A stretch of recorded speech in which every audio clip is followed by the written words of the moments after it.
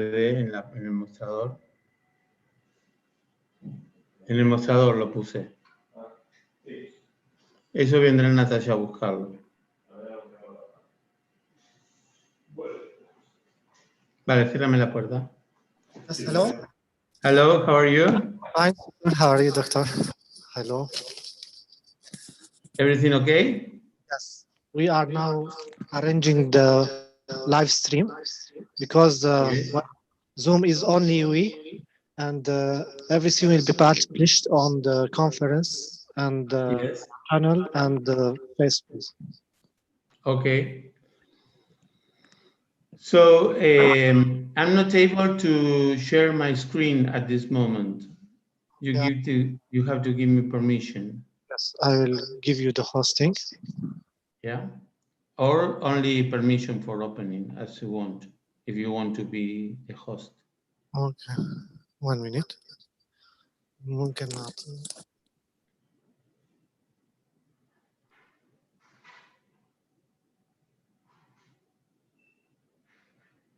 I give you now the hosting.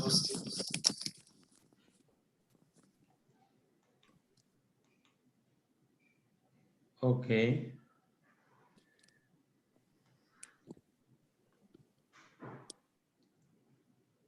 Can you see my screen? Perfect. Okay. So should I maintain that or should I stop sharing my screen? This is the introduction, so we will keep 1 minute. Okay, I will.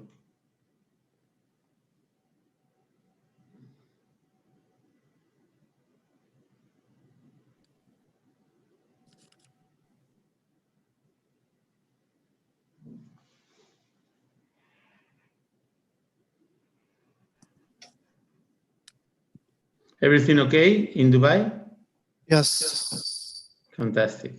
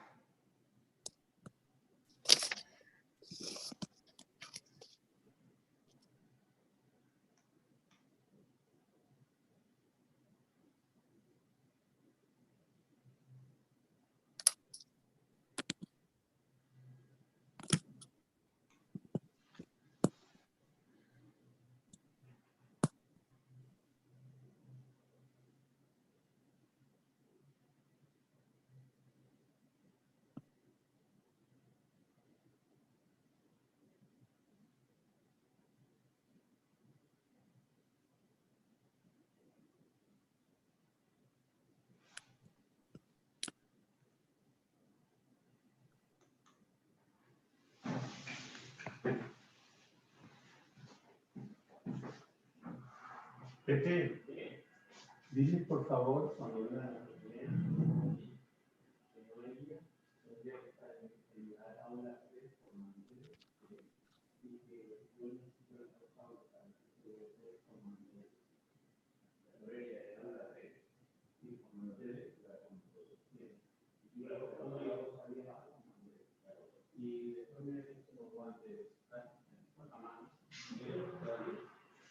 bueno, azul es negro, lo que sea.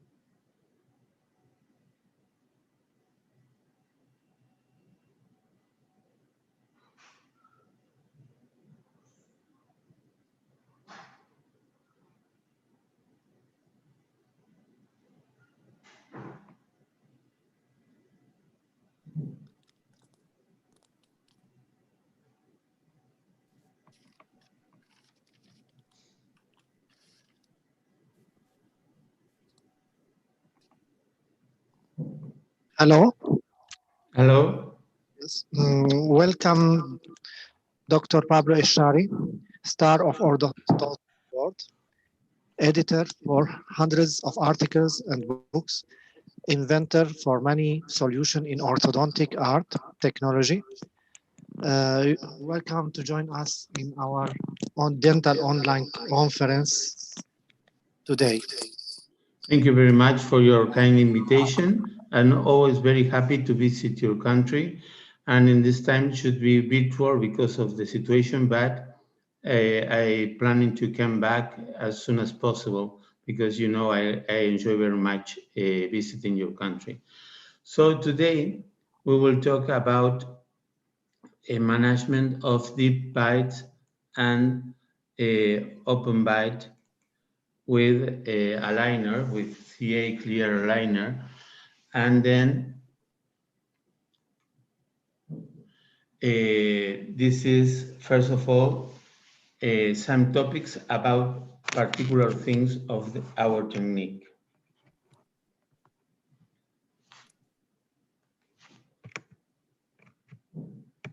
So, what is different in CA clear liner? Clear liner covers 2 millimeters of soft tissues. So we don't cut the aligners at the level of the gingival margin and we cover a little bit more. And it is possible because we don't do all the aligners for 1 year or 2 years in the first, or taking into account only the first impression. And of course, it is not possible to do if you prepare all the aligners together because you cannot predict the changes in the soft tissues because it depends on the brushing, dental hygiene, etc. But we can cut at the level of the gingival margin. We call it scalloped margins in cases of patients with some gingivitis. And covering 2 millimeters, we are closer to the center of rotation of the teeth, so we get less inclination of the teeth and more bodily movement. Also, we change aligners every week since a lot of years ago. Now, most of the techniques are doing the same, but we do that. I have published in my books from more than 10 years ago. And we use 3 different thickness of aligners that we use: soft, medium, and hard, and also X soft, which is 0.4 millimeters. Normally, soft is 0.5, medium is 0.625, and hard is 0.75 millimeters hardness. But after thermomolding, the thickness is reduced to the half. So these are the sizes that we normally use. And doing that using with the same setup model, but 1 week soft, 1 week medium, 1 week hard, we are maintaining the activation of the aligner and we are producing a very fast movement because we are maintaining the density of osteoblast and osteoclast in the area. Also, there are some students that said that really it is much more effective than the normal technique with only one thickness, like this study in the Clinical Center Munich, Germany, or this another one from Gao, Bordier, and Bickelhaus. And the conclusion is the progressive thickness and to cover the gingival tissues get more effective movements. Also, there is another article from Fayez El-Kudi and Bern Lapatki that also said that different thickness are much better than only one thickness. So we take more impressions, and it is according to my philosophy PTMC, which is plan, treat, monitorize the treatment, and control. Why other techniques have much more aligners at the end than our technique? Because they check the results at the end of 1 year, 1.5 years treatment. So in this moment, they need another aligners to finish in the case. So we need detailing aligners to finish the case. But as we take more impression, more scans of the mouth, we are taking a superimposition of the new impression with the step that we are, and we do it with the computer. And in this way, we are sure that we are maintaining the treatment time because we are not only planning the end, we are planning every 3-4 months where should we be, and we check it superimposing the new impression or the new scan with a step. So this is the philosophy of my technique. In fixed appliances, my technique is custom made to straight wire, and the treatment is plan, treat, monitorize, active. So in this way, we are doing a treatment that is always under control. So we don't prolong much more the aligners, and we finish, depending on the patient cooperation, of course, but no more than an increase of the treatment time in 10%. And we have not only aligners, we have a full system that includes the CAT pliers, and I have designed many different pliers to active the aligners. All my inventions are to reduce the treatment time, so we can active in the clinic and we can create more retention point in case it is necessary. And sometimes it's necessary, especially when the patient have a lot of prostheses or not much more teeth, so they have missing teeth, and we need to increase with retention point in between the contact, interproximal contact point and the papilla. And we can do these bubbles to increase the retention from the labial or from the lingual side. Also, we have another, the tip 2 plier is to create rotation point, so to active the rotation. And then it is normally not necessary in the frontal teeth because they are uniradicular, but sometimes, especially for bicuspid, etc. And we can create bubbles, and we can see that we prepare in the aligner the space in the other side to allow the movement.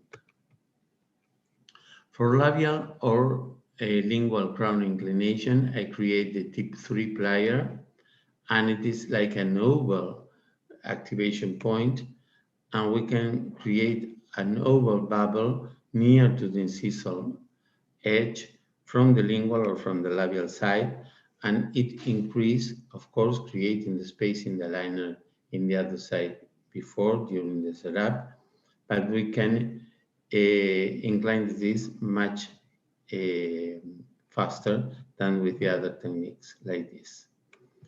And also, I create the tip 4, which is the control of the torque. So it is like this shape, and we have to make this bubble close to the gingival margin, as you can see here, from the lingual to take radicular torque of the roots, or in the labial side to create palatal or lingual torque of the roots. Also, I have created the tip 5 and tip 6 that I are now delivering by Show Company for contouring margins and for reducing the activation in case it is necessary. Also, we have the CA vector screws, and we have the vector 40 and 45 for anterior expansion. So we can do in 1 month the same that we can expand in 3 months with progressive setups. Vector 50 and 150 is for posterior expansion. Piston screw is for unidental expansion. Vector 30 I have created for lateral oblique expansion. And the vector 350 distalizing kit, distalization, and the vector 350 tractive screws closing spaces. So here we have the 40 for transversal expansion, as you can see here, and we active 1 turn of the screw every 2 days. Like this, only use it with the heart, with the 0.75. Then the vector 50, we have to cover the palatal surface, and we can expand the molars, like this. And this is the vector 30 that I have created for a lateral oblique expansion, so a diagonal expansion, like this, with a reinforce of a wire. Piston screw was created by Professor Hinz, and it is like a screw with a coil spring, and we can active with a screwdriver. And then the distalizing kit 350 is to distalize first and second molar very easily. I have created this one with a screw in the lingual side and with a tube with a coil spring in the labial side. And we can use it in the upper or in the lower arch. And also the 350 tractive screw, which is to close the spaces. And we can move the teeth 1 millimeter in about 1 month, like this. And of course, the system is with an open screw, and we are closing this screw, and the tube is a guide, but of course, in this case, without the open coil spring. Also, we have the progressive stripping technique set that I have created to make the stripping. And plastic buttons, we don't make cuts in the margins of the aligners. We bond buttons for intermaxillary elastics with the cyano veneer and the pipettes. And then it is very easy to bond the buttons. And after 1 minute, it is perfect to be ready to use the elastics. And then we have the power grips that I have created also to achieve better movements. And I have created 9 different attachments. One is for multifunctional force movement, MDI for mesial-distal inclination of the root, the MI is for distal mesial inclination of the root. For force application labial, the number 4, the 5 force application lingual, and the number 6 to 9 can be used also with fixed appliances because they are to create the buildups. The 6 for bicuspid, the 7 for molars, the 8 for anterior small, and the 9 for anterior large. And this is the chart how to use them with elastics, etc. And these are molds that can be reused all the time that we need, or we can create in the computer and make a template, but we can make force extrusion, as you see here, with the power grip on the tooth and 2 buttons on the aligners, and of course creating in the occlusal part the space for the extrusion, also for rotation to measure or to distal, and the procedure to bond that is clean the tooth with a prophylactic paste, isolate the site with buccal separator, cotton balls, and aspirate like this, and then dry, apply the prime over the tooth with a brush, and then put any composite on the power grip, insert in the mouth, and then like cure it. So this is what you have. But also we have it in the software, so it's very easy to put. This is the number 1, and the half of the number 2, because the number 2 is like this, and number 3. Also we have here the number 4, number 5, and we can put in the digital model and create a template so the dentist can, or the orthodontist can prepare the power grips directly in the mouth. This is the build-up for bicuspid, and then build-up for molars,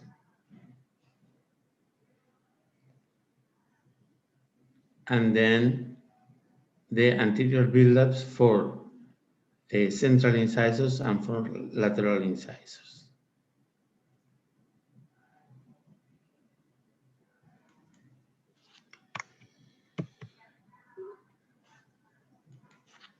So we create templates like this to do the same in the mouth and to create with composite the attachments in the mouth. So the power grips number 8 and 9 are here in the palatal surface to create an artificial cingulum to allow the extrusion of the molar and to facilitate the intrusion of the incisors. And this is the distalizer kit that I told you before.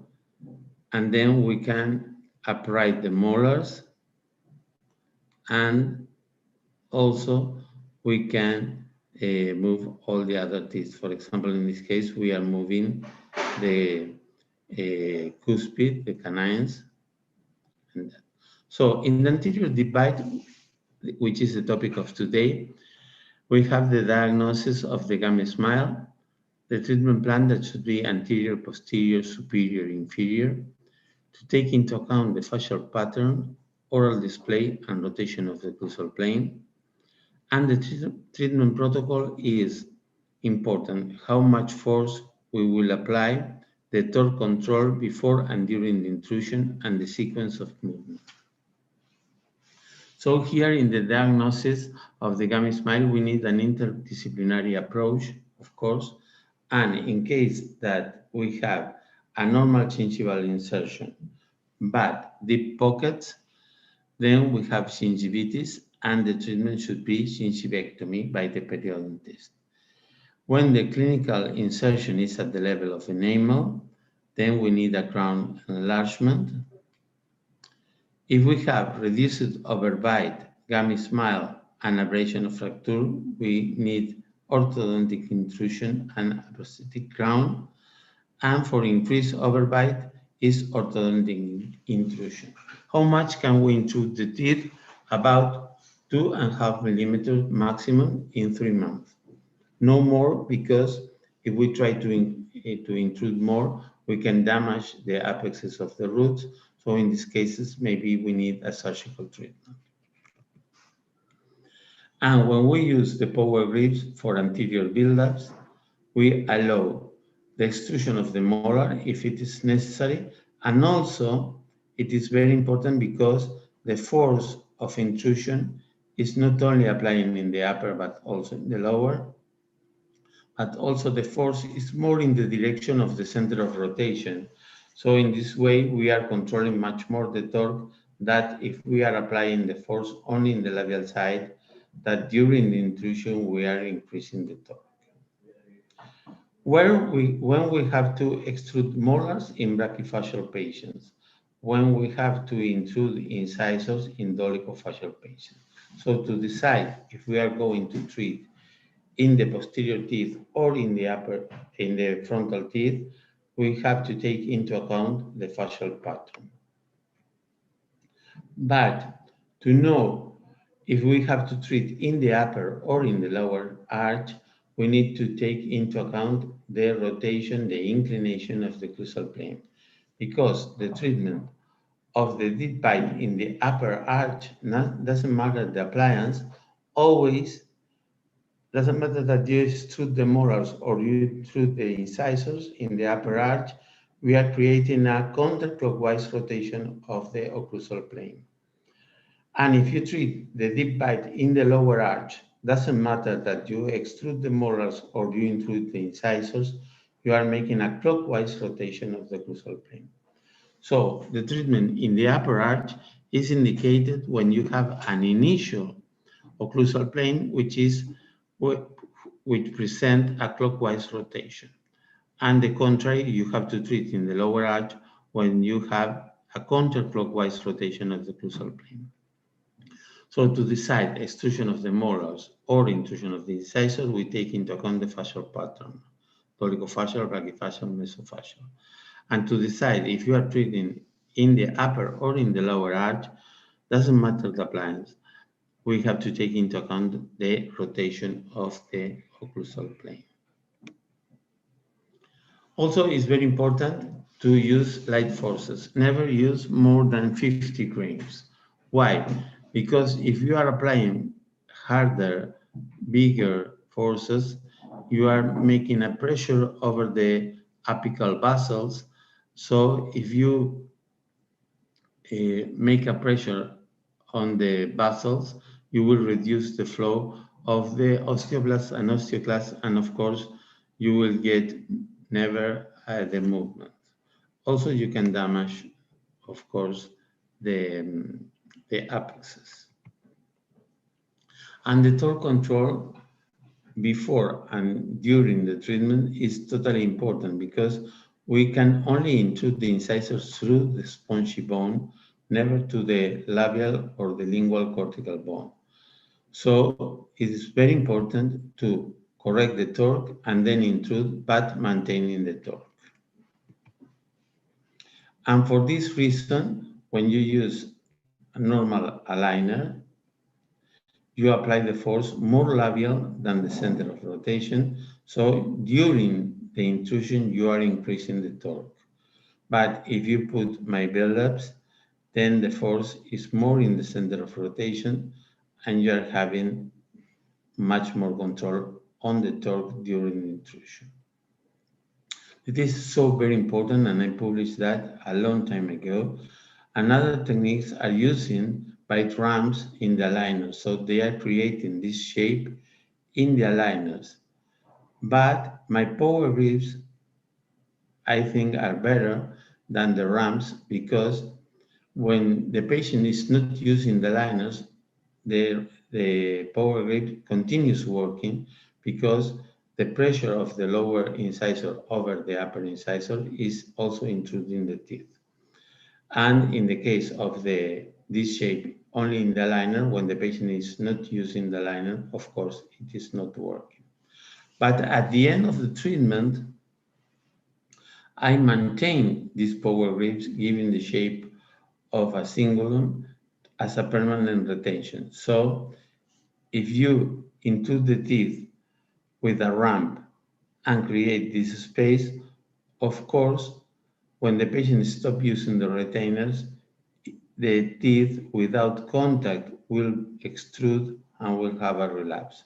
So when I put the power grips, when after align the teeth, when I remove that, never in the life, I give the shape of a cingulum and I maintain as a permanent retention for all the life. That's why I don't have relapse in these cases.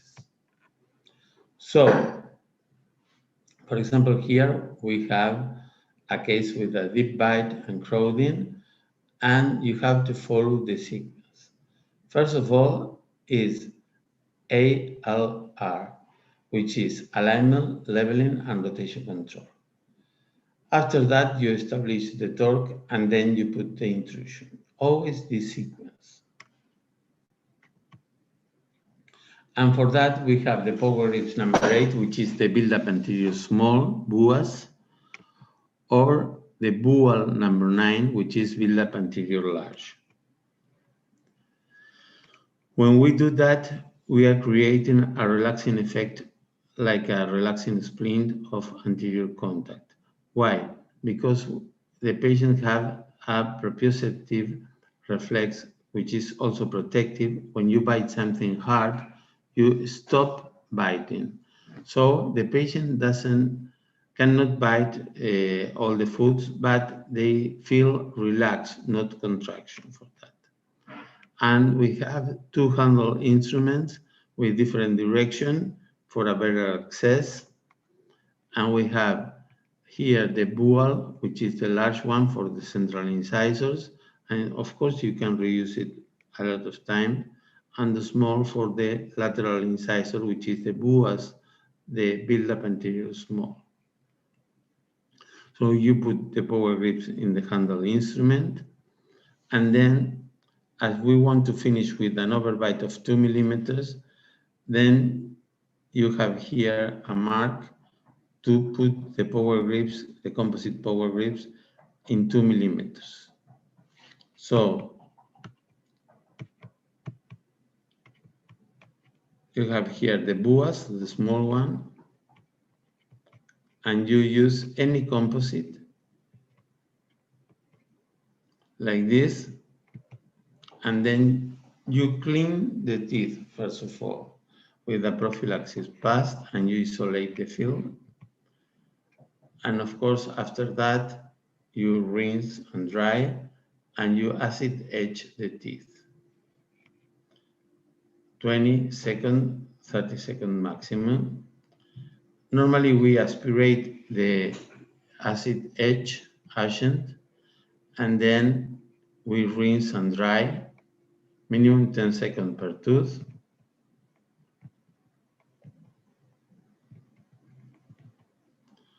And after that, we will see these whiter surfaces, and then we apply the primer. Depending on the composite we are using, we have or not have a primer.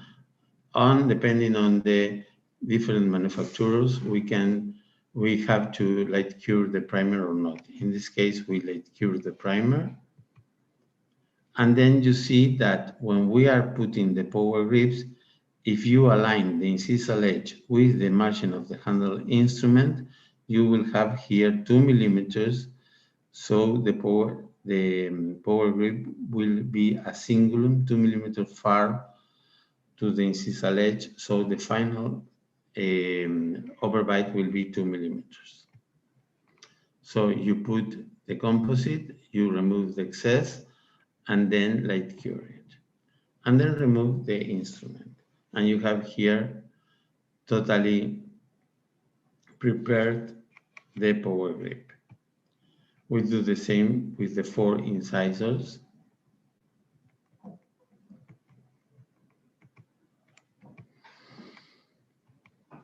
And here we have in the central incisors the buas, the bual, the large, and in the lateral incisor the bual. And then after that, you have to maybe polish some margin if they are sharp and adjust it with the articulation paper. And it is ready. Then you can go ahead with the aligner like this, intruding in the setup 1 millimeter per month. So it has a splint effect, a relaxation. When you bite something hard, you stop the activation of the muscles. So you have a relaxed effect. And you can also extrude the molars, and depending on the setup, you will intrude the incisor or you will extrude the molars. And to decide that, we have to take into account, as I said before, the facial pattern and, of course, the inclination or rotation of the puzzle plane. So what we do is we have the mouth, we take an impression. In red, we have the setup that we intrude the teeth 1 millimeter, and we adapt, we thermomold the aligner.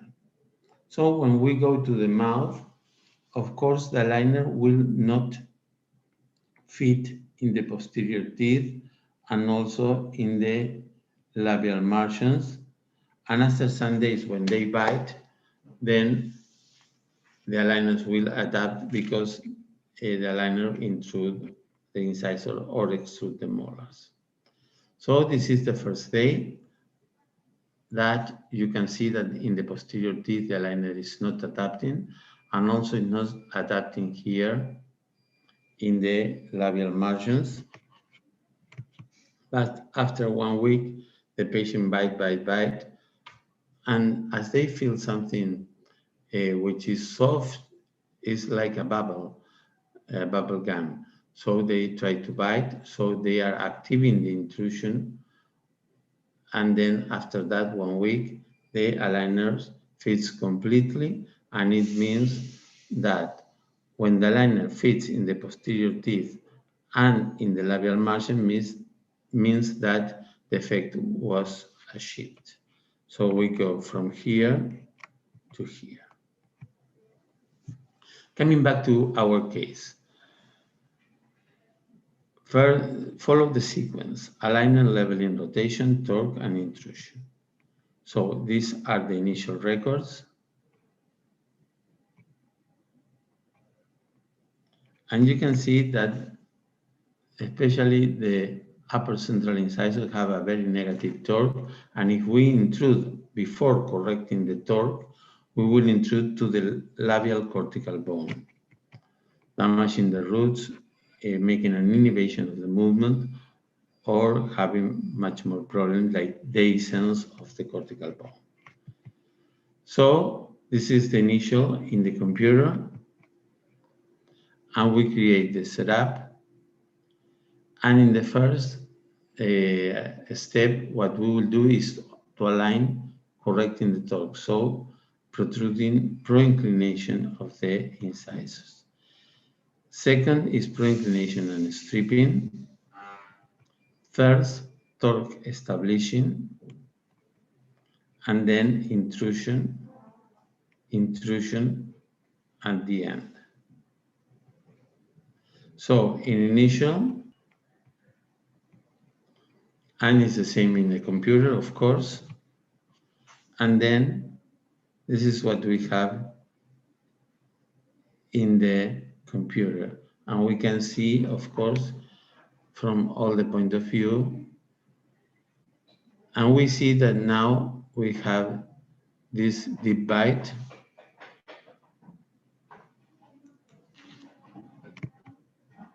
And after the first step, after using the first aligner, which are 3, soft, medium, hard, we change a little bit the torque and we start the alignment of the upper teeth and the lower teeth. And it is the same that happened in the computer, exactly the same. Step 2, we continue alignment leveling and rotation. And you see now a different torque of the teeth. Remember that at the beginning we saw more the labial surfaces. Now we are seeing also the palatal surfaces. And it's the same that happened in the computer. Torque establishing.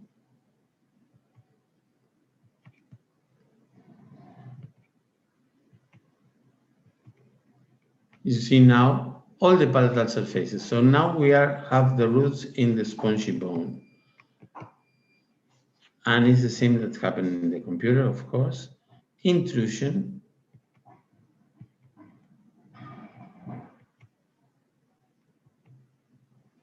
Same in the computer.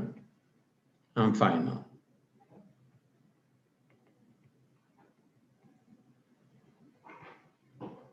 Same in the computer. So we finish on time. And this is at the end.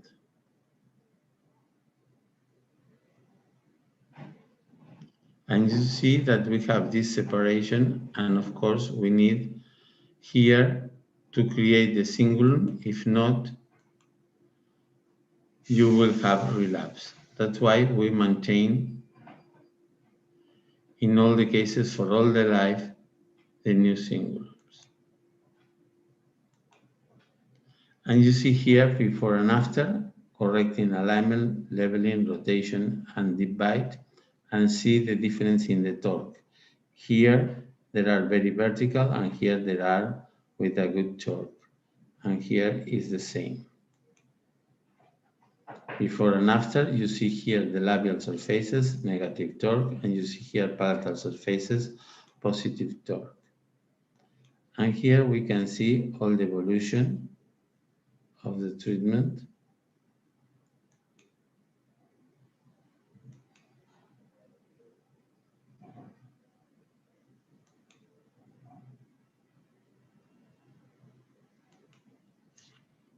So this is our protocol. But after 3 months, we can take a new scan of the mouth and we can superimpose to see where we are. And here, our software allow us to check if the torque have changed or not, superimposing. So we can see here which areas are superimposed, which areas not, from all the point of view. So we know if we are on time or the patient is not using the liners or we're doing too much or less activation. Normally in the setup, we move 1 millimeter per month, but some patients need 1.1, 1.2, and some patients can support less the pain and maybe they use less activation like 0.9. Another case, which is the same protocol, always the same protocol, alignment, leveling, rotation, torque, and intrusion. So initial, negative torque, you see the labial surfaces, initial. And this is what we have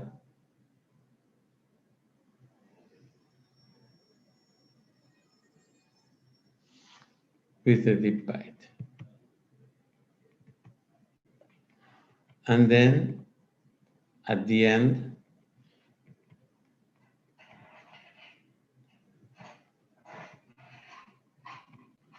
and then you see here at the end,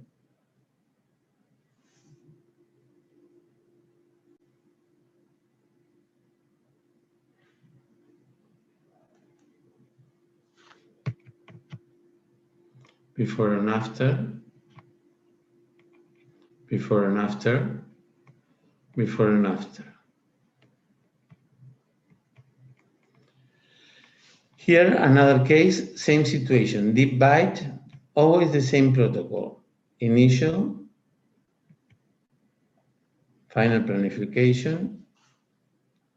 So we have here the initial,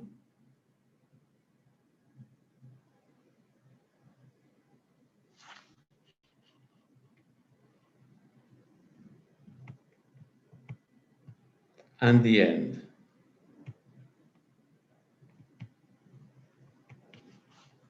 And the end.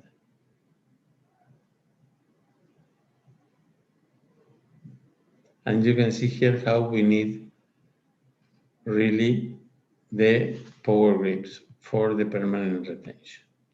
Before and after, before and after.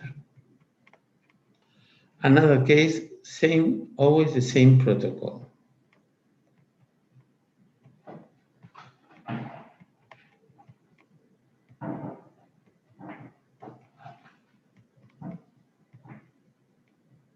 Before and after.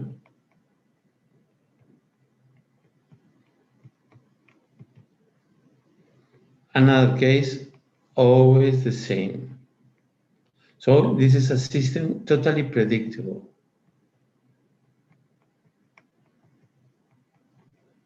And at the end.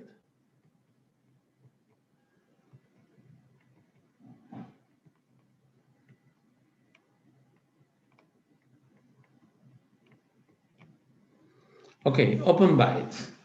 Now we have vertical open bite with reduced overbite, and we can treat them with the forced extrusion and forced intrusion. Pro-inclination open bites, which are the vertical open bites are here like this, and pro-inclination open bite are like this. And which is really important is the tongue reeducation. So this is a case with a relapse of an open bite because the patient didn't reeducate the tongue. And then we can treat him in only one aligner, 10 weeks.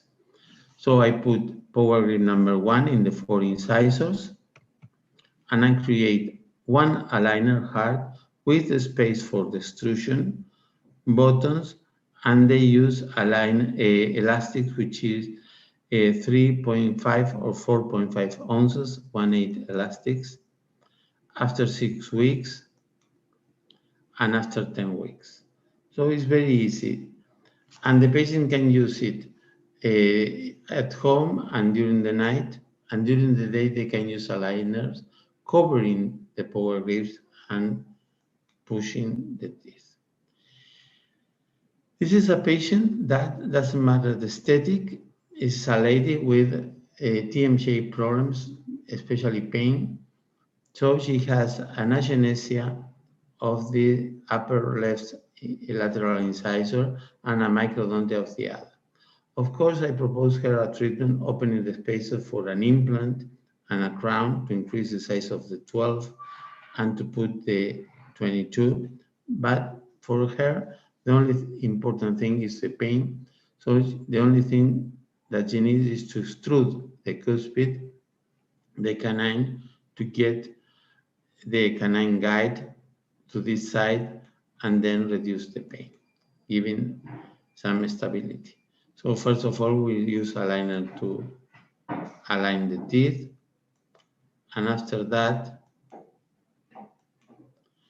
we put the power grip number 1. We create the space for the extrusion and 2 buttons. And we use 1 elastic, which is 4.5 ounces and 1/8.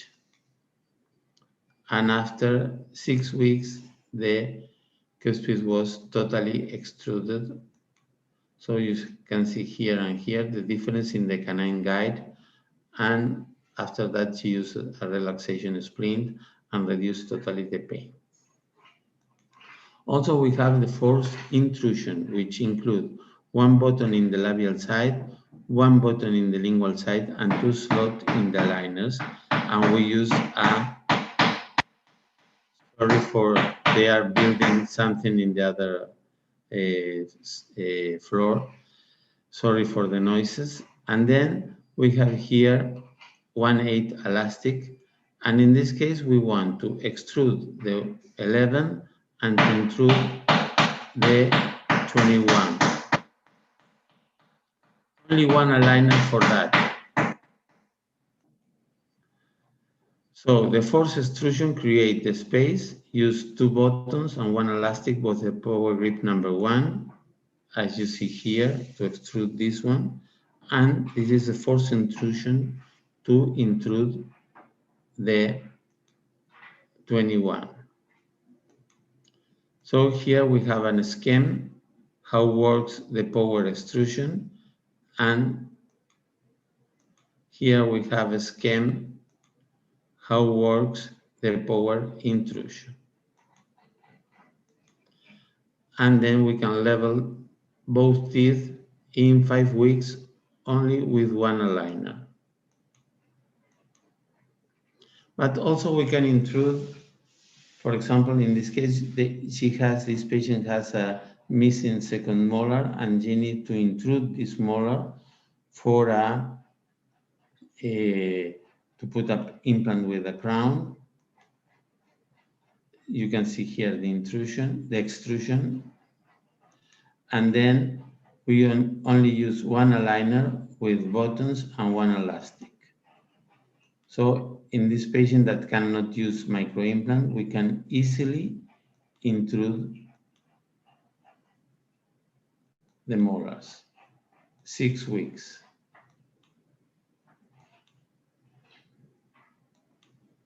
And then you see now the intrusion of the molar.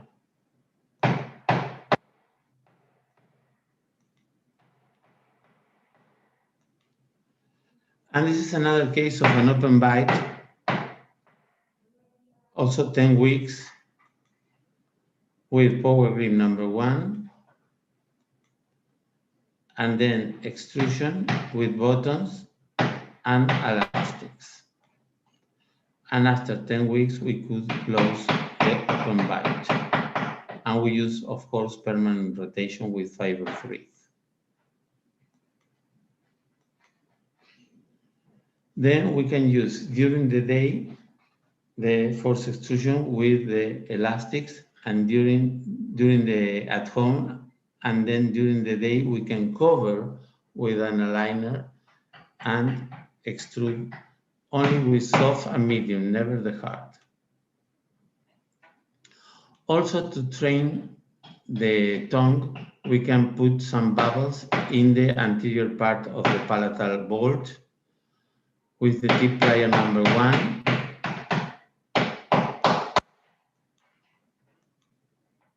So the patient has this reference to put the tongue, the tip of the tongue in this place and to make the reeducation of the tongue.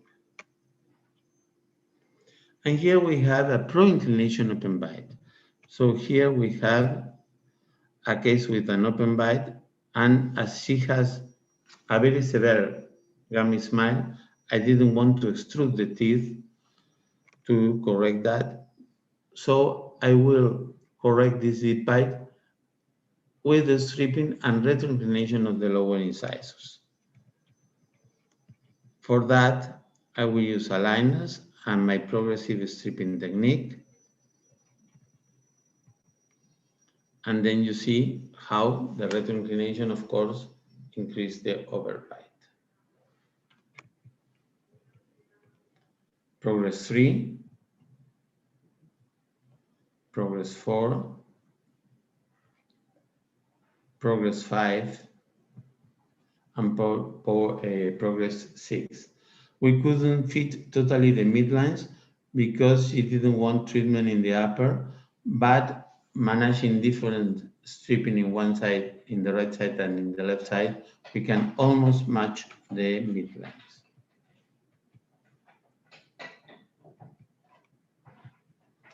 And this is a lateral open bite because an habit, she is a nail biting and tongue reeducation, and we want to extrude these teeth. Of course, we make some occlusal adjustment by selective trimming to eliminate the interference and close a little bit more, but also I use the force extrusion with 2 buttons and the power creating the space, and with the CA power grip number 1.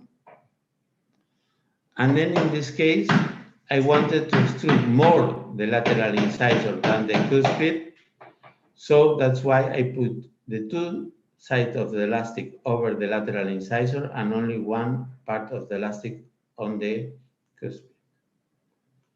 And then we could close very easily the lateral open bite. Before and after. So this is very, very easy with a very predictable system to manage the vertical malocclusion with aligners, especially the deep bites, but with elastic and power grips and buttons, it is very easy to manage also the open bite, as you have seen. So thank you very much for your kind attention. We have some minutes if you want to make some questions, and I will be very happy to answer the question if you want. Thank you very much, Bassem, for your kind invitation again. Do you have any questions?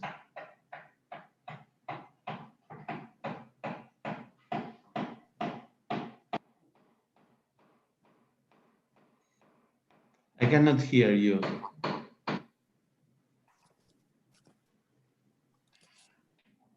We will check now the... Now, yes, now I hear.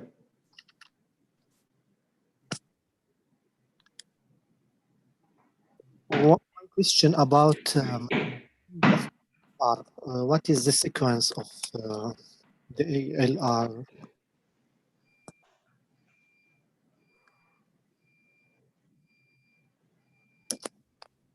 The question is, what is the sequence in the steps of ALR? For what? Sorry, repeat me, please. The sequence for? About the ALR, what is the sequence in the treatment plan? In the treatment plan?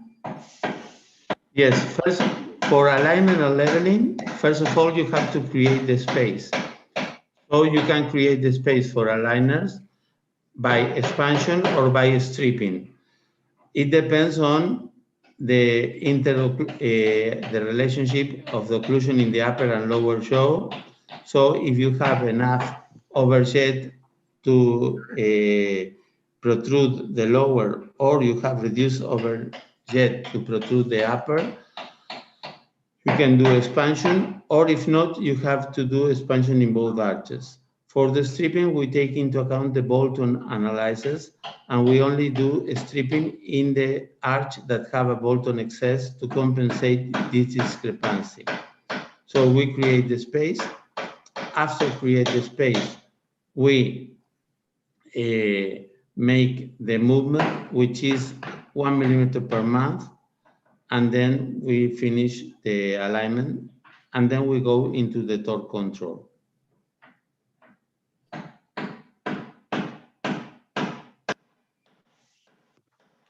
Another question about the extrusion. How many meters we can extrude with Yes, we can extrude no more than 2 millimeters.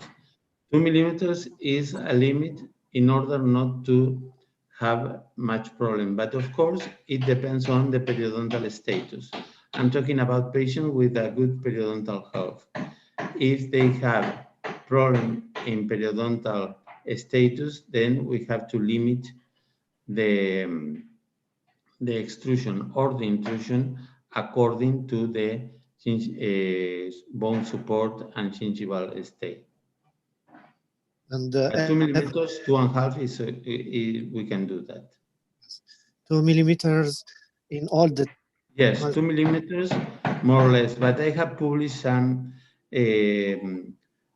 maximum movement for in all the directions that you can order the scheme from the Shoei Dental, and they have for the upper arch, for the lower arch, maximum movement, and if you need power grips or not to achieve this movement. Also in my books are published that information for in all the mesodistal direction, labiolingual direction, vertical direction.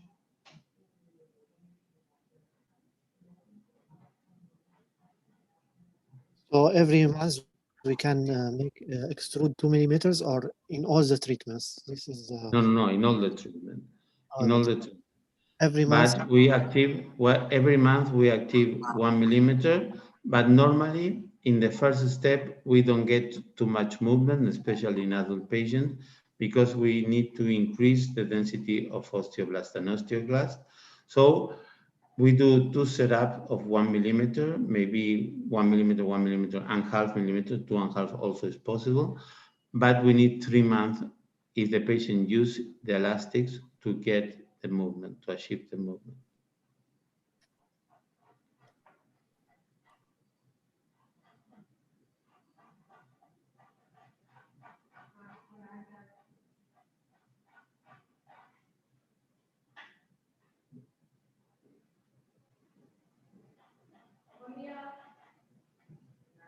Okay.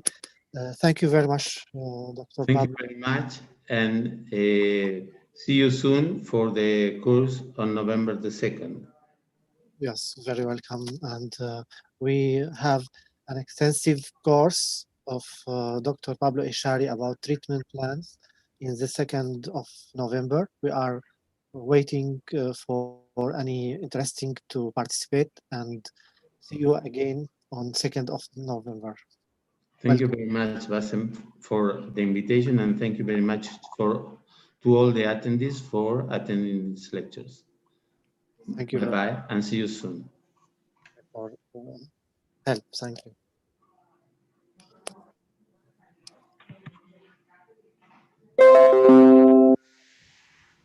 We are waiting Dr. Arus. Dr. Ruth is Carpini is expert in PRP.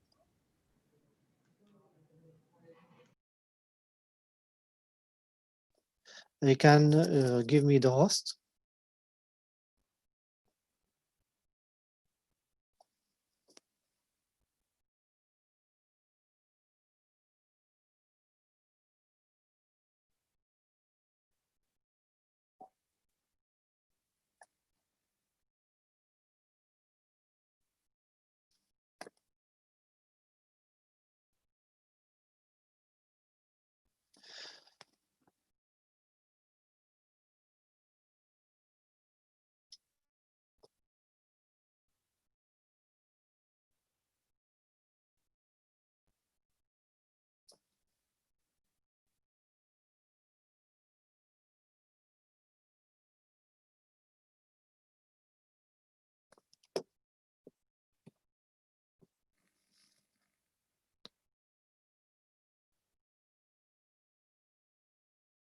Waiting 2 or 3 minutes to join with Dr. Ruth Carpini. Yes, okay.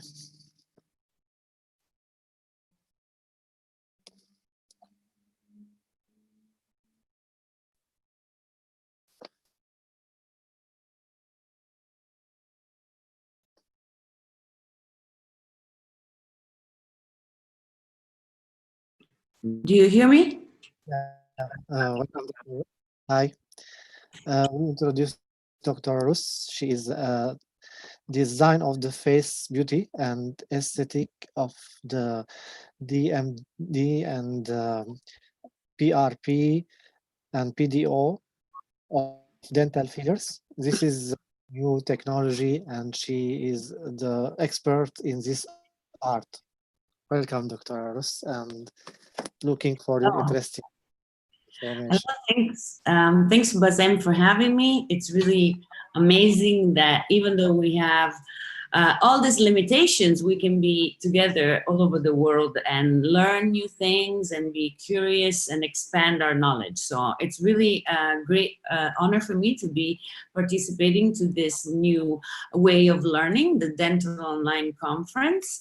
And of course, we much rather be in Dubai right now because here in Italy it's cold and raining. And in the past, let's see why it's not running. Hold on. Okay. Of course, if people like me are in places where it's ugly and winter and cold, we all dream about being in the usual venue for a conference. You know, you usually take the chance of making a little mini vacation, going to meet colleagues.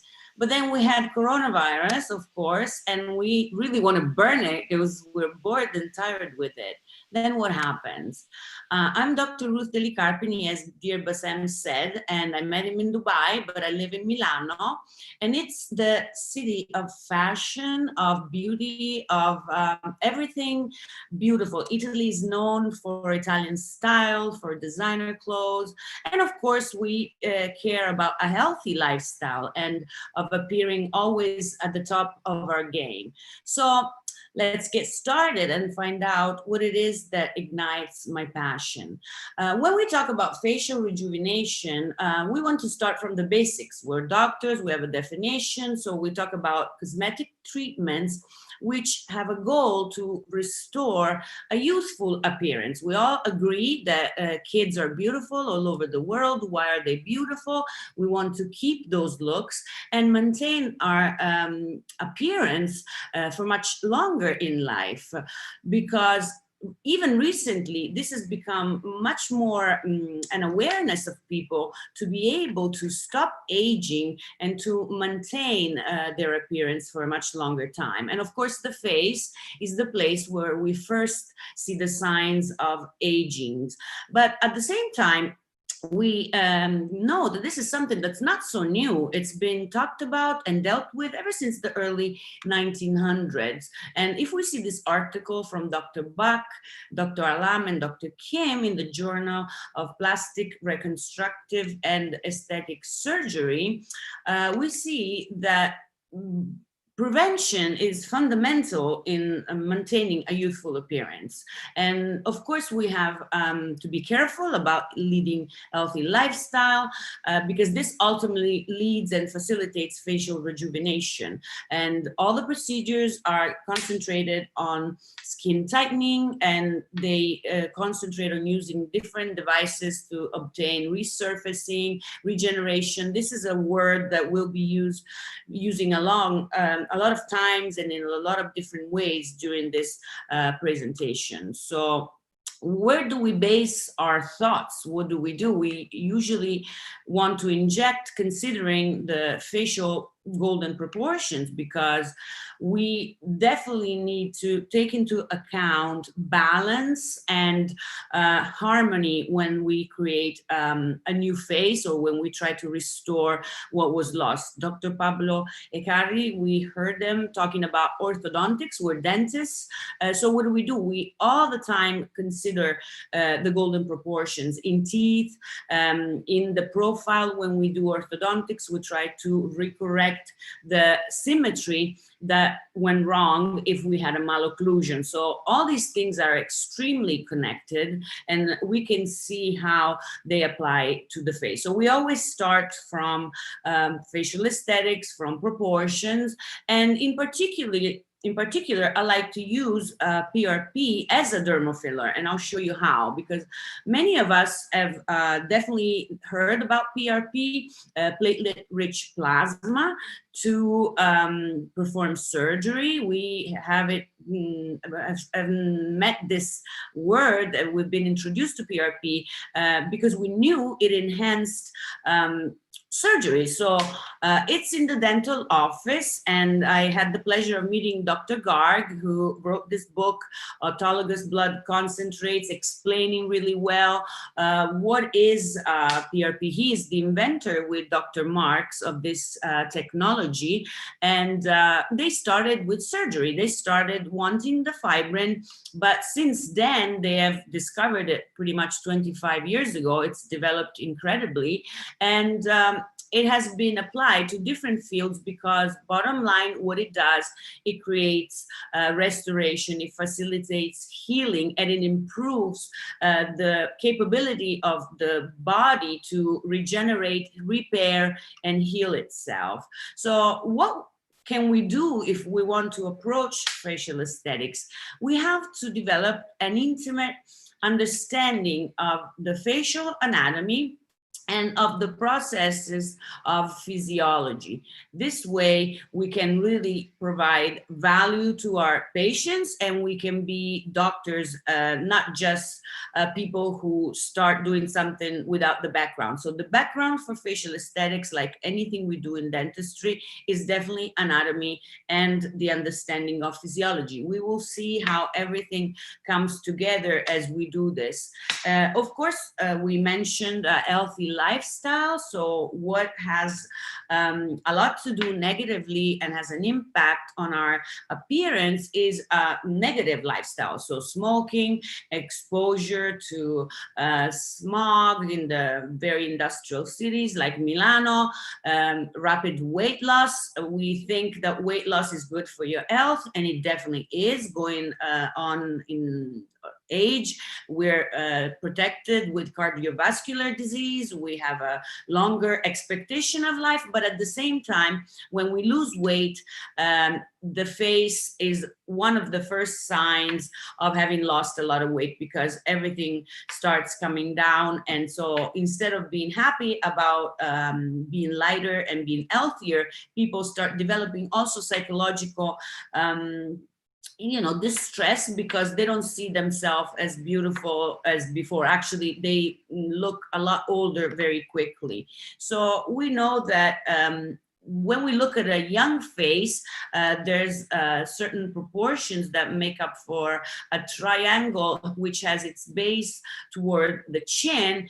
And as we get older, the bottom part of the face, the inferior third, becomes more square. And so this triangle is inverted. And this is due to bone atrophy. We know that we have a resorption of bone, and it's due to the atrophy of the fat pads of the face, which we normally would have high and lifted up in these areas, and also here. So it's not only a question of atrophy of the fat pads, it's truly also a question of dimensions in width that we lose over time. And studies have shown that over a period of 60 years, we can lose up to 1 centimeter in width in our face. And this is why the word filler is, because we need to fill and make up somehow for this loss of volume in different levels. And so PRP is fantastic because it stimulates bone growth. Here's where all the links are connected. It stimulates bone growth. So if we start early enough in age and deposit it on the periosteum, we can retard, we can stop and reduce this aging process. So it's definitely very, very good for prevention purposes. So as I was saying before, we have several fat pads. It's not just a piece of a portion of our face where the fat is deposited. We have separate compartments that are separated by ligaments and tendons in the face and help us animate. And this is why if we don't inject and don't know these areas, we might end up injecting in a place that's not meant to move or moves too much. And so it will look strange and not and not balanced. That's why anatomy is so important. Normally, one of the first things that people notice and they come to attention for is the nasolabial folds. They're a natural part of the anatomy, but because we animate so much in our face, then we end up seeing the drooping of the fat pads in the upper area. But as I was saying, this starts from the forehead and then all the upper areas, and eventually will come colliding down. I'm a little older, so you can see that I have them. And of course, I've tried to mimic because I tried to use all these things on myself first as I got older. When you're young, you're not interested in facial aesthetics. When you start having a couple of years on your back, then you definitely start trying to find out things and natural ways to help yourself. So as I was saying before, we see the evolution from young to medium age to older age. And the reason of the wrinkles, it's really laying on this resorption of the skull. We can see here there's a different size in the skull and a different size in the fat pads. It really reduces over the years, and it ends up not being desirable. I'm trying to see if I can put this up. I don't know if you see all the screen. Let me know if there's anything that gets missing, and I'll try to compensate that. And now it's not changing anymore, pardon me. Okay, so this is just we do science as well, we're doctors. So this is a slide from Dr. Snezana Pauls. She's a great surgeon. She likes partial extraction therapy. All the references that I like to use for my conferences or to validate my path in the medical field are scientific.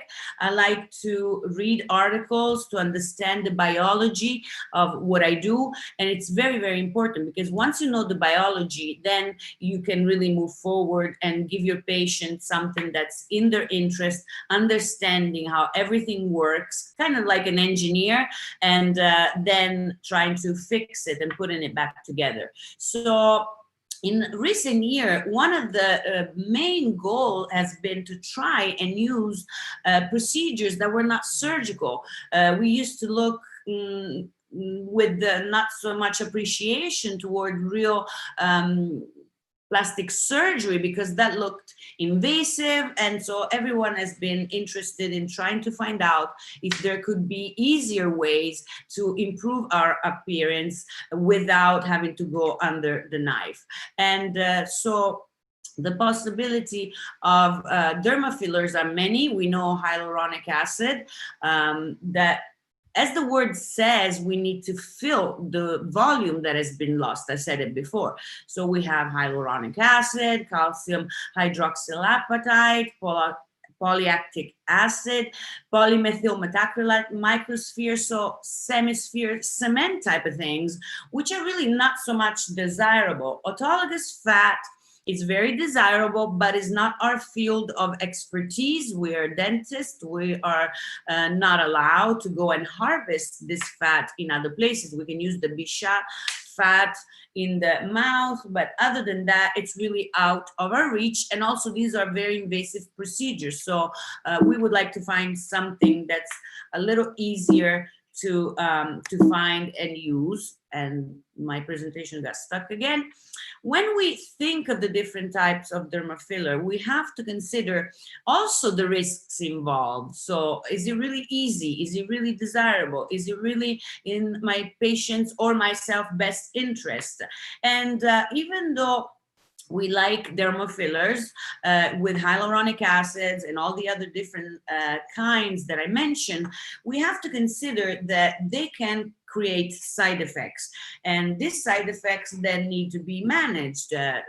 They can cause rashes, itching, flare-ups of autoimmune diseases, swelling, and this is all part of natural reactions to a foreign body, but mainly when we have a foreign type of filler, we can have asymmetry, we can have lumps, and we can also have an overcorrection that then requires some type of antidote. We have to use Hyalase to get rid of the hyaluronic acid that maybe we misplaced. And when we have more permanent fillers, like we saw before, the cement type kind of fillers, radies, then it's much harder to reverse these procedures and we can have some undesirable results.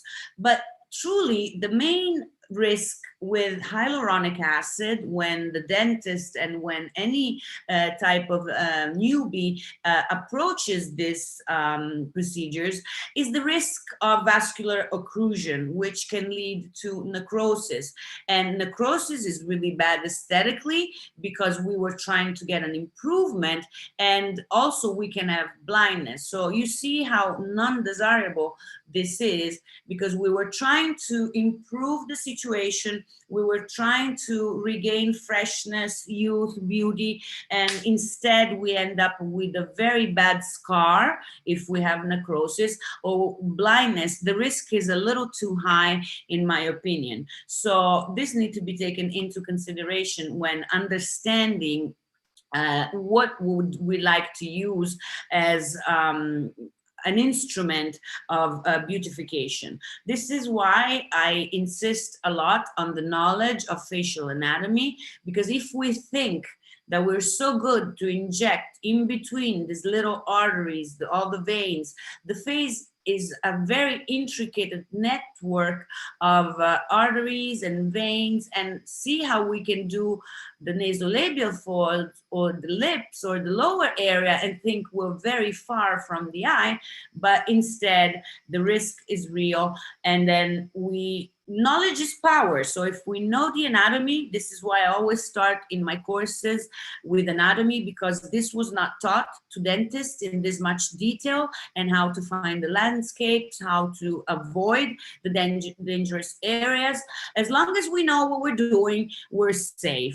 And keeping this picture in mind and keeping in mind the real risks that can happen, I think sets us up for success. So we know where we need. Whenever we don't know anything, then we can't improve.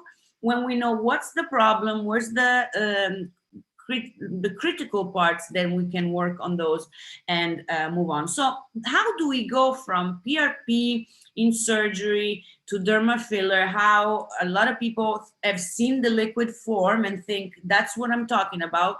I'll show you in a minute that that is not what I'm talking about. I'm talking about a real filler with a solid form.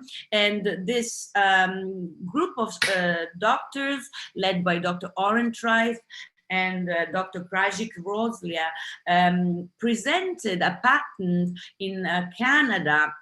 I think it was in 2001, and this patent showed different ways. We're a little bit of engineers as doctors in general. We have science around us, so we like to play with things. And so they tried to perform different procedures on PRP and to see what happened with it. What was the longevity of it? They thought, can I make it solid? Can it last longer? And so they understood that, of course, PRP was more desirable than all the other derma fillers, than even the autologous fat. Number one, because it was a patient's own material. So it makes sense in the very beginning that it would be something extremely desirable, the body that heals the body. And then it was easier to harvest compared to the fat from other areas of the body, and is less traumatic. So it's definitely desirable situation. And also they found out that the protease enzymes don't destroy our PRP dermal filler just like they would with other dermal fillers. So the longevity is much longer naturally, because even though I inject it, and so technically it would be foreign to that area in that moment, of course, being the same DNA and the same characteristics of our body, the body has less degrading processes toward the PRP. So, sorry, let's see. So this is what we, I don't know why it's not moving. This is the article, and if you would like to read it, I can try and share this. And we get into the real heat of the presentation now, talking about plasma protein filler. That's how we like to call it. So it's PPF, and it's denatured by heat and then combined with the liquid form to make a filler that has all the interesting characteristics that we talked about before. If you remember, I said that PRP can be injected on the bone and stimulate and avoid the bone resorption, can stimulate all the tissues from a deep level and do a real regeneration, not just a filling. When we use hyaluronic acid, it will only take the room and the space of the atrophied fat pads, but when we inject PRP in the sense of a filler and we mix it with the active part, we're doing two things at the same time, and we're doing real regeneration. So the advantages are, of course, the color, the consistency, because autologous fat tends to give a whiter appearance, too white. Under the lips, for instance, we like a nice red color, and this whitish hue that it comes with it, it's really non-desirable, or yellowish, because that's what fat is made of. The good and desirable characteristic is, of course, we have no risk of allergic reaction, is 100% safe. People always ask me, but are you sure? And I say, well, think about it. Your blood runs in your body all day, all your life, and there's nothing, no one is allergic to their own blood. So it's definitely impossible to have problems in this sense.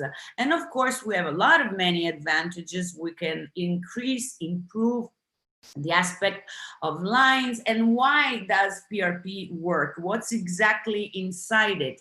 It's a concentrated of platelets, and the platelets contain within themselves the growth factors that are so desirable, both for surgery because they improve the bone management. Excuse me a minute. Sorry. Oh my God. Sorry, my throat got dry. So the platelets are enucleated cells. They have a lifespan of about 10 days. But what we like about them is that they are metabolically active.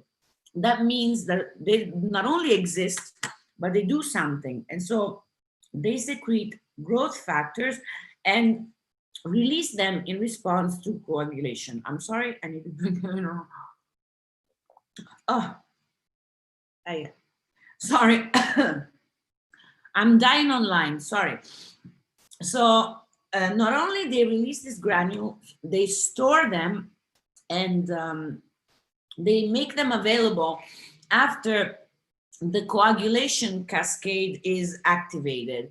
So there's a lot of articles also written by Dr. Gard, who researched this extensively and produced a lot of articles and literature. So if you like to read something in detail about platelets and their functions in PRP, I definitely recommend these articles. So what we know and what we like is that originally we have stem cells. Stem cells are so much talked about. There's controversy, and I'll explain the controversy in a minute. And from the stem cells, we have a whole cascade of events which help the cell differentiate into what we might want. And eventually they become platelets. So this is what happens in the normal evolution of the stem cells. The stem cells have the ability of being differentiated in the tissue where we apply them. And the controversy is only because the stem cells lose this ability to differentiate at the speed of light as we grow older. And so the very, very powerful ones are found in children, in babies, and even before birth. So the controversy would be to harvest these cells, not from yourself, but from someone else, and then apply them in medicine, because that would make, you know, all the bad things happen if it's not properly regulated. And right now, the technology is still not there to use foreign stem cells in the sense of getting them from before birth. So we use our own. We can concentrate them with the process of the centrifuge with PRP, and we can apply them to all of our uses. So it's our own stem cells. They're very few, about 2%, but they're so powerful that they really, really make a difference, both in healing and in regeneration, and in activating all the processes that create collagen, fibroblasts, and everything nice that we like. These are the platelets in all their different forms in the bloodstream. And what they do is they release this active proteins and induce morphogenesis. That's what we want. Genesis means birth. Morpho, form, we want to create, rejuvenate, and improve everything that goes on into the body, the blood flow. This is why it gets resorbed. This is what creates atrophy, is lack of oxygen, is lack of nutrients. And we know from school, from physiology, this is why I was mentioning that physiology was so important. Oxygen is carried into the blood vessels. As we get older, all these processes slow down, but with PRP, we can give them a kickstart, we can give them a good meal. And after a good meal, it's like a power drink for our body. The new blood vessels can be created, carry more oxygen, facilitate all the different processes that bring healing and restoration. So we see that all the different growth factors produce angiogenesis, mitogenesis, they create new cells, and macrophage activation, so they are anti-inflammatory. They create new blood vessels with the VEGF. This is my favorite growth factors, because creating new blood vessels, as I was saying before, we bring to the table much more oxygens and nutrients, and all the cellular processes are increased. And so we also have long-term healing, bone regeneration and remodeling, as I was saying, and then cellular differentiation and growth. So the platelets have all these different granules. We'll go very quickly. When we'll do a course, we might want to go on the details a little more, but we needed to have the basis to understand what we were doing. Albumin is the main protein. This is the one that we will transform in dermal filler. And from now on, we'll go to the fun part, because if you think albumin is like an egg, the same protein that it's in the egg white. So when it coagulates, how do we coagulate the egg white? By cooking it. So even though it's a little bit of an improper term, but we cook the PRP in the sense, and I'll show you in a minute what are we cooking exactly and why. If we want this good cells and we cook them, how can they then be active for regeneration? Because we don't cook the active part, but the poor part, and I'll show you in a minute. So what we need is centrifuge, and we need heater to obtain this form of the PRP. But the first thing we need to do is a venipuncture, because, you know, no blood, no party. We definitely need the blood. My preference is a cannula. And I'll show you in a minute why. It's less traumatic. You do one poke. So if you realize that you do not have enough blood for your patient, you can do a little more. And one thing I really like is the fact that it can create less hemolysis. Less hemolysis means that you're going to not ruin the cells. Those cells are so precious. We said that stem cells could be about 2%. They're so important that as they go through the needle, part of the blood flow, part of the cells gets cut, sliding through the needle of any type of poking needle, butterfly type of thing. And with the cannula, you only get one poke. You insert a circular tube, and this tube doesn't cut. So you just direct the flow of the blood from the blood vein to your vial, and then you can spin it. This video is very short, it's less than a minute, and it's one of my first videos where I was learning how to do a video, but the procedure is really, really quick. See, I'm trying to get my hands out of the way, figuring out how to do everything without having too many people, but it's really, really much faster than that. And once you get efficient at it, it does not even take 1 minute. And this is something they don't teach to dentists. I learned it by myself, and I am very proud of that because it's so much more comfortable for the patient. It's easier even for dentists who are not so experienced of getting blood all the time, because if you can see the vein, and I usually teach how to do it, you will get your blood every single time. With butterfly, sometimes you see the vein, but then you don't manage to get into the vein and get the blood out. It's a little more difficult. So we use yellow tubes with anticoagulant, and then we spin them in this centrifuge. And let's see why it's not going forward. There we go. So here is our blood into the vial. It goes very quickly. It takes a few seconds to fill up one vial. And of course, everyone wanted to see a little action. So I put also the little video.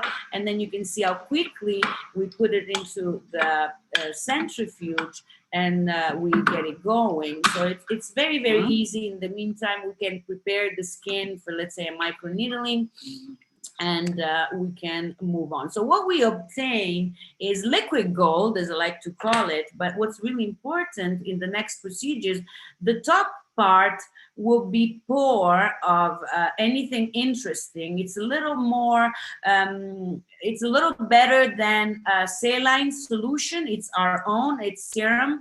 And then the bottom part of this vial, in close proximity to the red part, is where all of the platelets are concentrated and where the liquid gold really is. So we take the top part out and we put into the heater that part there. So here's a little slide that shows the different parts that we find in the PRP vial after the centrifugation. We can prepare as we wait the face of the patient. Here we did it for a little bit of dramatization. It's not that red if you don't want to.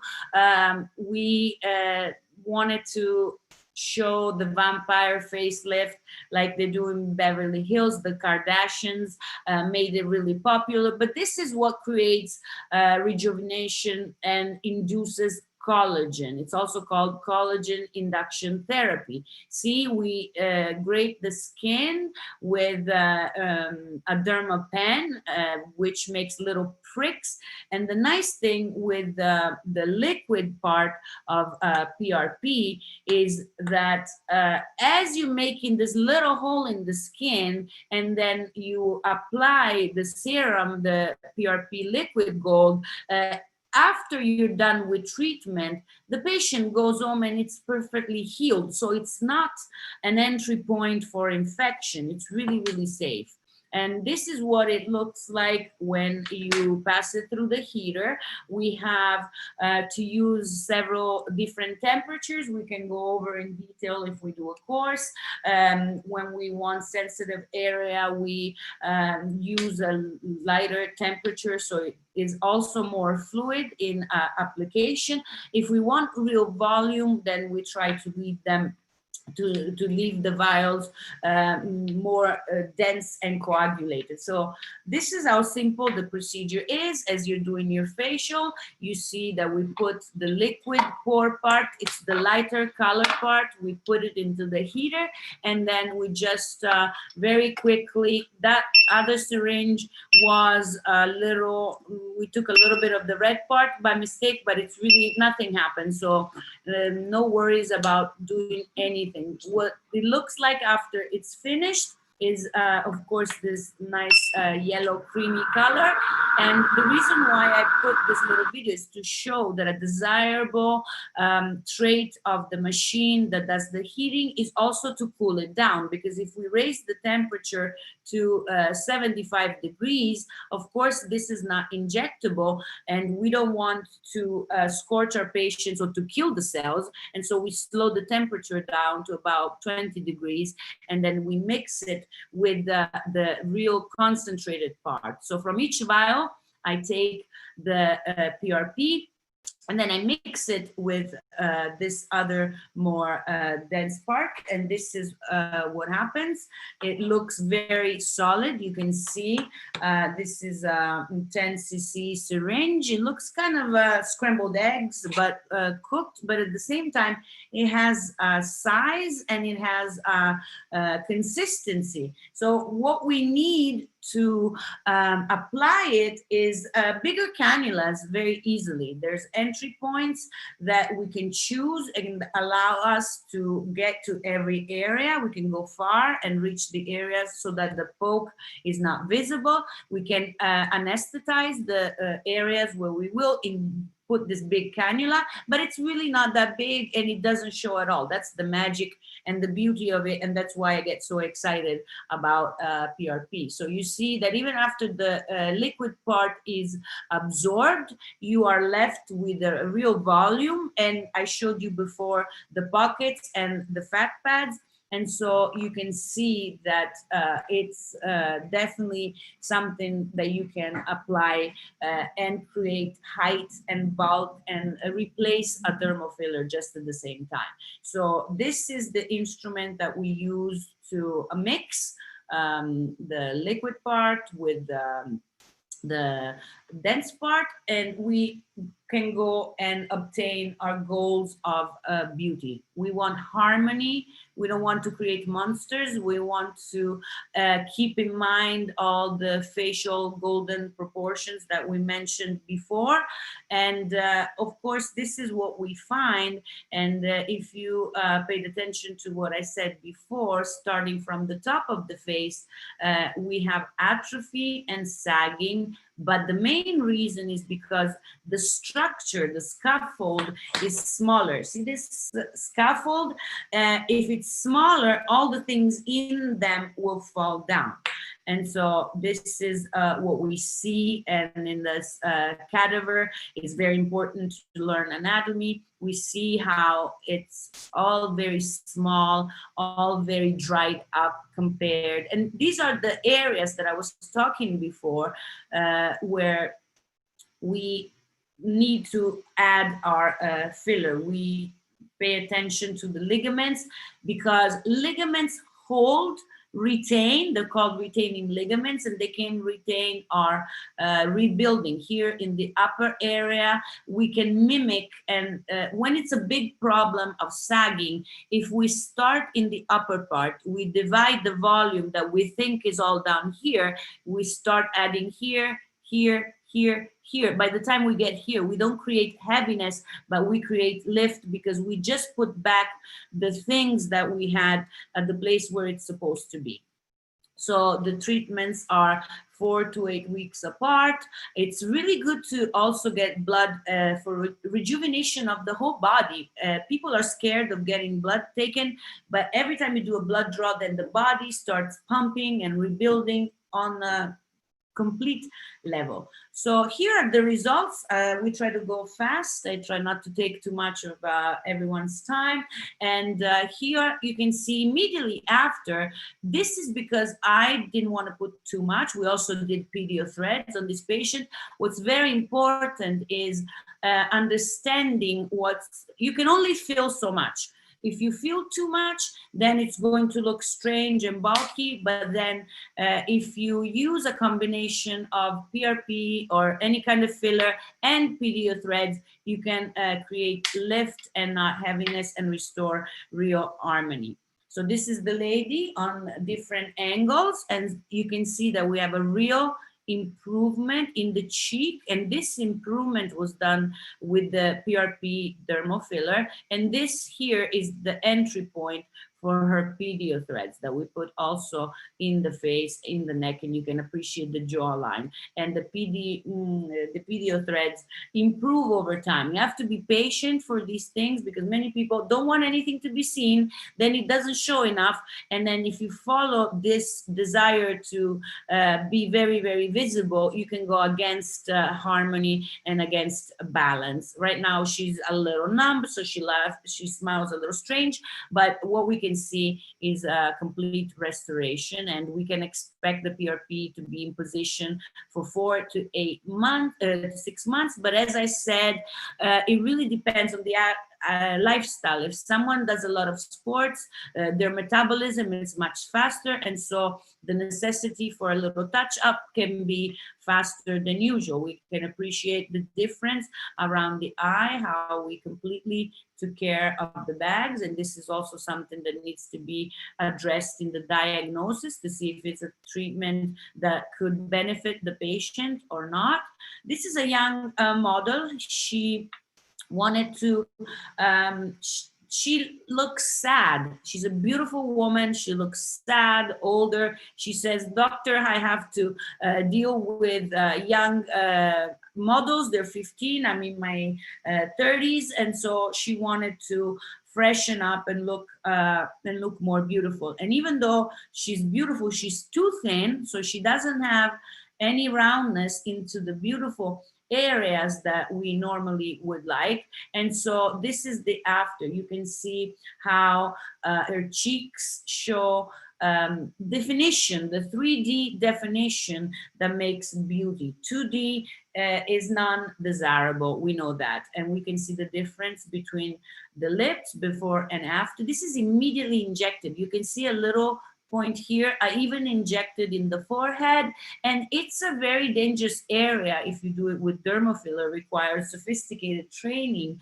What I like about PRP is that it's perfectly usable anywhere for us when we start, when we still don't have the confidence, the knowledge of what to do, but we can really start creating beautiful results even at the very beginning, because everything we do is completely safe, and that creates a lot of relaxation. You start seeing the beautiful results, you get more and more in love with the procedures, and you develop the skills, because everything needs to learn and needs a learning curve. These are the areas that we improved, and they're very visible, but at the same time, she doesn't look, if you don't look closely at the little marking on the forehead, she doesn't look like she had anything done. This is before and after. You can see the 3D definition. This you normally can obtain with makeup, but she immediately looks prettier. The skin immediately starts activating, and it happens right before your eyes, and it of course improves over time, but you'll be shocked on how beautiful they look immediately right after treatment. And this is the same lips, just a little bit of Vaseline, how we corrected the hollow under the eyes. This patient is easy because you can see the veins and imagine the arteries. Other patients, you have to know a little better where they are. And this is even her words. Morning. So it's the day after my treatment. She's very As you can see, most of the swelling is gone. I've got no makeup, just had a shower, feeling fresh. Definitely PRP. Actually very, very happy in my own skin. Dermal filler can definitely substitute any type of fillers. You will see here a gentleman, again, he wants to do a little something for himself. And we went with the cannula. This is a part of a training. I show how to get into the right places and how to, it's a artistic work. You have to see with your eyes. There's no perfect formula for everybody. And with your eyes, you have to learn and get trained and what's acceptable, what not. Don't be scared of showing the patients. I usually give them a mirror so they can look with me what they think is acceptable for them. And that's very important because it creates a beautiful relationship with the patient. You can see how from being very flat on this area, we are creating volume, and I'm evaluating from all different angles what it looks like. And you can see before and after. It's an improvement, but not so visible for the untrained eye. So if someone doesn't know him, they don't really know that that he was lacking volume here the same day. These are beautiful results that I'm very proud of. And again, we're just creating definition, and see how after a few weeks it's getting better over time. And we did pedio threads for him too, because we fill, we lift. It's very, very important to get it at the same time. I think we already saw here maybe a little detail of the technique to that cannula is, if someone who's listening doesn't know what a cannula is a long sort of needle, but it has round tip, so it doesn't hurt anywhere. And you just have one entry point, no trauma. I'm not creating bruises under the skin. I'm just depositing my product where I want it. Where I want is exactly here in the pre-zygomatic space. So it's hidden. The muscles can still animate, and so the result looks very natural. We want to go into this space so the muscle, the mimic muscles, can still mimic and can just look a little further up, and we hide the ligaments and all the tendons that normally look and make our face so sunken in. So we see the before and after, we see the little curve. It's not a big, if you don't want it. I mean, if you want to create monkeys, then of course you fill it up even more, but it's a definite improvement, but very, very subtle. He can go to his office, come back, do a little more, and look younger over a few sessions. Patience is key. I looked a lot more drawn, and I kept it 3 seconds because it was too ugly of a picture. But see, I do the same treatments on me, but we'll be brave. And let me see if I can show you again. No, hold on. See how I lost so much volume? So I want to be brave. These are the ligaments, and see how everything is coming down. And here it looks like a peanut type of thing, but if you see now, it's more fuller. And I've done all of this with PRP or regular filler. I use either one or. So, you know, we just look, I don't want to look like someone else. I don't want to alter my facial traits. I just want to keep going and, you know, enjoy my life, because in my head, I feel very young and I feel very active. We have more videos. I try to go fast because otherwise we don't have any. I have a lot of material because I like it so much that I put a lot of different things.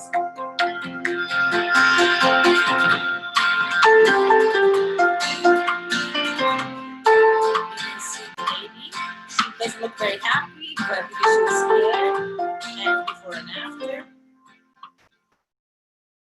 So we just look for balance and beauty. And of course, maybe the angles of the pictures.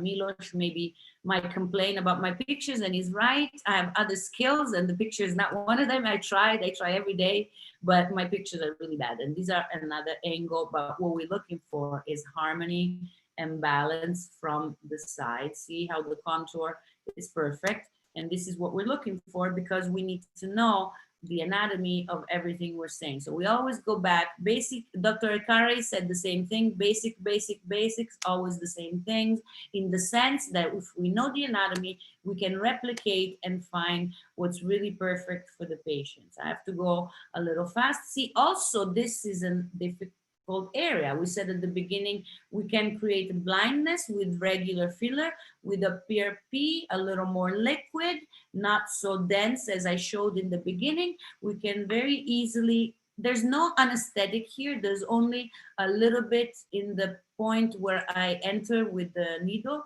and you see that the lady is extremely comfortable. She's not jumping, she's not moving, the lips are natural, very soft, just like her lips. She has naturally voluptuous lips, and see how they look like a little bit of a symmetry here, and 2 minutes later, everything, it's the swelling that creates the little illusion of not being perfect right away. This is another patient. We did the hollow in the temples, as I was saying, and see why they call it plasma glow. This is no makeup. This is immediately, a couple of days after, maybe it was done as Friday and then Monday, not the same day, but look how immediately it brightens up the face, and it fills another super dangerous area. But with PRP, we go here so easy and relaxed, knowing that we do not have any problems. This lady had good volume in the other areas. We can't fill here. We have to help her here. So it's also very important to understand where the problem is, and the anatomy, again, the anatomy, if we know where it is, there's certain ways of avoiding complications. This is a patient that's being injected exactly where I was saying. And as you see, she's comfortable, she's laughing. I'm just having them go at the same time so we can see. We just go slowly, we talk to the patient, they laugh, they're comfortable. No anesthetic, just the point of entry, and they feel nothing. When they feel something, we go a little slower. So this is the before and after. I want to spend a few minutes on video threads, because there's so much to say. I was trying to concentrate and cram, but at least the definition, what is video threads when people think so, but what are they? We use sutures. We just use everything that we find in the dental office all the time. The blood we use for surgery, the sutures we use to close the wounds. And so we are familiar with resorbable sutures. And if you think about it, they're blue. So video thread, in the sense for cosmetic, is the same exact thing, but it's a special medical grade suture, and it's a synthetic biodegradable polymer. So this is the key, that it's biodegradable. It creates a foreign body reaction, and then it improves the blood flow to the area, stimulating neocollagenesis. So they produce elastin, hyaluronic acid, relaxes tendons and muscles, but it can help us not need big volume when we're trying to do our treatments. So here's a little bit of action with the video threads. I'm talking, explaining, so it can go a little faster.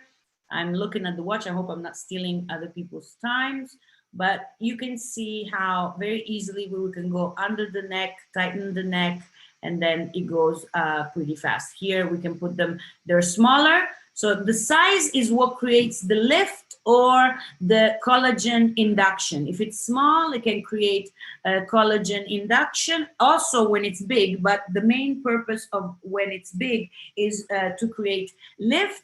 And then it reabsorbs over time. You can tell your patient that it takes 6 to 8 months, depends on the people's metabolism, even longer, but the results can last up to 2 years. These are the results. Not a happy patient. She learned to smile after. This is, again, the results. Also to do the contour of the mouth to learn. Not everyone is born a beautiful artist in creating the lips, but the little pedio threads can help make the shape of the mouth. Yes, and then this is also the case. I don't know why, that was another video, but for some reason it's not playing. And no, it wasn't playing, sorry. So anyway, if we manage to ignite your passion and make you interested in a little bit of facial aesthetics to add to your practice, maybe next time we can be in Dubai or somewhere really fun to be and have also a wonderful time together. But in the meantime, I thank you. and I invite you to our online course that we're doing on November 3rd, right, Bassem? If you mentioned that, and the information are on dental online conferences. So I'm going to leave with this picture, and you can go ahead. And I hope I didn't take too much time. Sorry. Thank you, Bassem. Thanks everybody attending and for your patience at this time of day. Thank you very much, Dr. Ruth. And we are very excited about the information. You can hear? Okay. Yes. Yes. So we'll see you also in 3rd of November for the in advance course about PRP, and for sure we looking for the information that you can possible to do in this course. There is some questions about what is the preference filler that you use if it's close to the eye of the patient? Definitely PRP for a dentist. I want to say something that's very important. In not every country, dentists are allowed for certain procedures, okay? So in general, I followed a lot of plastic surgeons, and I like that even they prefer PRP. A lot of very good plastic surgeons or dermatologists who do filler, they like PRP under here because it's a dangerous area. It's difficult to treat sometimes, and so sometimes it can have unpleasant aspect because of the Tyndall effect. You have to select the right hyaluronic acid, the right type of skin. So it's an advanced procedure, but you can get a big improvement, and maybe I'll show it in the course because I've done it from the very beginning. You can get a very big improvement just by using PRP, either liquid or a little more solid, and it becomes beautiful. It's very easy and not dangerous at all. But it also depends on the patient, what type of result they want, and where I am in the world where I can perform these or not. But PRP is definitely my preference. Another question about if there is any 3D software to give the patients the predictable. The beginning of the question. If there is any software that can give the patient how he or she will looks after the treatment, if there is. There is. I saw some, but you need to have a body scan type of machine, and some 3D scans have that. Milos was presenting the 3D scanner, and I don't know if only Medit has that one. I don't know the names. I'm sorry, I'm not aware about that. I still do those things handmade and old-fashioned, but there's software, and if you're willing to invest in that for the glamour of having something really professional, it's beautiful. I've seen it in action, and it looks really nice. So that's something that you can do, just like we like to simulate when we do treatments and show them the before and after with the liners, with the other pictures that we have. It's the same concept, but you need a facial scanner for that. Yeah. Thank you very much for this information you shared. Do you have that, do you have that 3D scanner for the face? Yes. Do you carry that? Yes, we can. Oh, that's good. That's wonderful. So you can show your products, and I want to try that. That's beautiful. Okay, thank you very much. And if you have the hosting backs, we can. I close.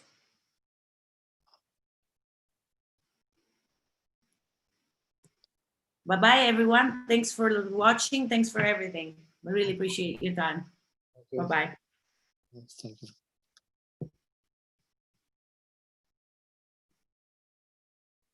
Okay. Bueno.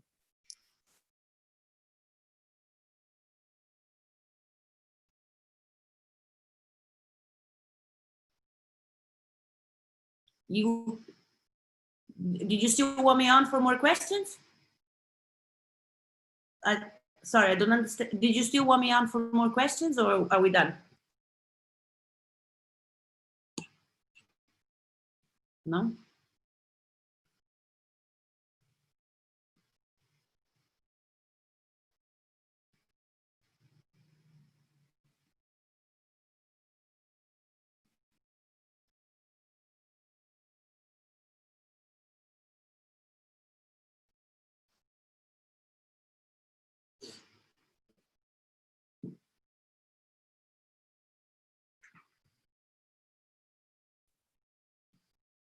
About your clinic in Milano, can you send us the address, how to contact if there is some patient interesting to make professional Yes.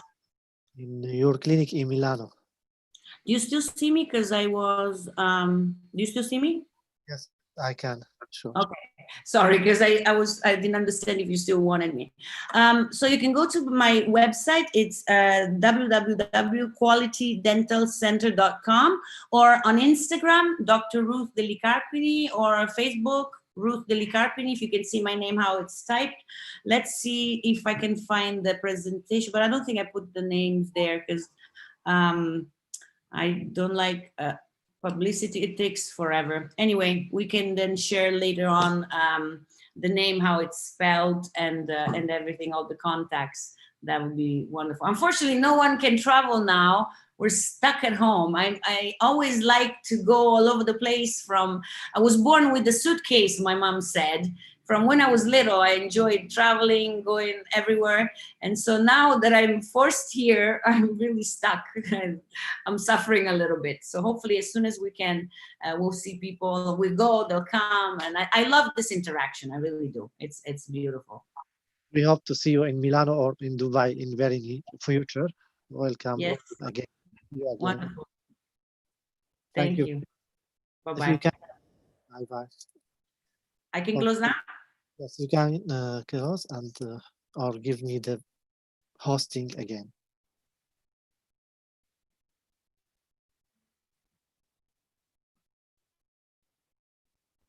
أنا برجع أنا host.